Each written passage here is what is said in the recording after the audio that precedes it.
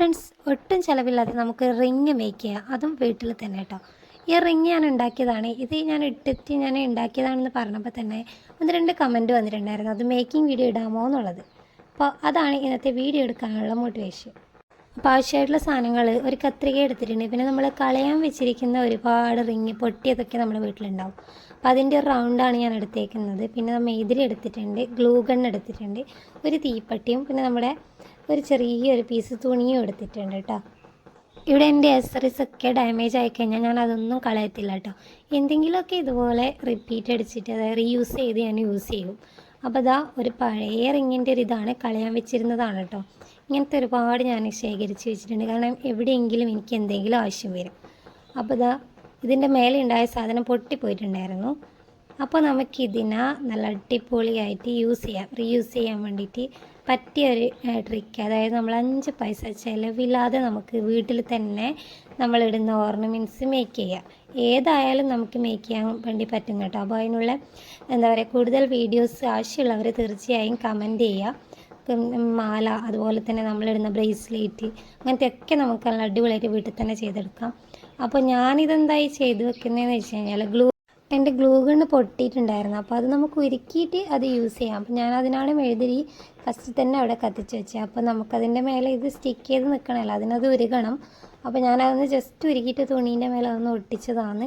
അത് ഞാൻ ഈ ഒരു മോതിരത്തിൻ്റെ മേലെ ഒട്ടിച്ച് വെക്കുക കേട്ടോ. അതായത് ആ തുണിയിലാകുമ്പോൾ നല്ല രീതിക്ക് അവിടെ ഒട്ടിപ്പിടിക്കും. നമ്മളിപ്പോൾ തനിയെ ആ ഇതിൻ്റെ റിങ്ങിൻ്റെ മേലെ എന്തെങ്കിലും ഒട്ടിക്കാൻ പോകുന്നതാണെങ്കിൽ അതങ്ങനെ പെട്ടെന്ന് അടർന്നു പോകും. ഇതുപോലെ ഒരു തുണിയാണെങ്കിൽ അത് എന്ത് ചെയ്താലും ഇളകത്തില്ല കേട്ടോ.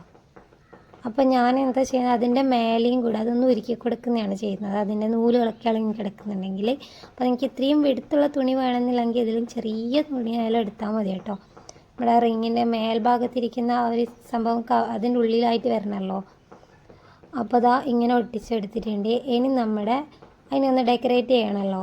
അതിൻ്റെ മേൽവശത്തിരിക്കുന്നതാണല്ലോ അതിൻ്റെ ഭംഗി കൂട്ടുന്നത്. അപ്പോൾ ഇതാ ഇതും ഏതോ ഒരു കമ്മലോ അതുപോലെ എന്തോ പൊട്ടിയതിൻ്റെ ഒരു ബാലൻസാണ് ഇരിക്കുന്നത്. എന്താണെന്ന് എനിക്ക് ഓർമ്മയില്ല. ഇതുപോലെ ഒരുപാട് പീസസ് എൻ്റെ കയ്യിലുണ്ട്.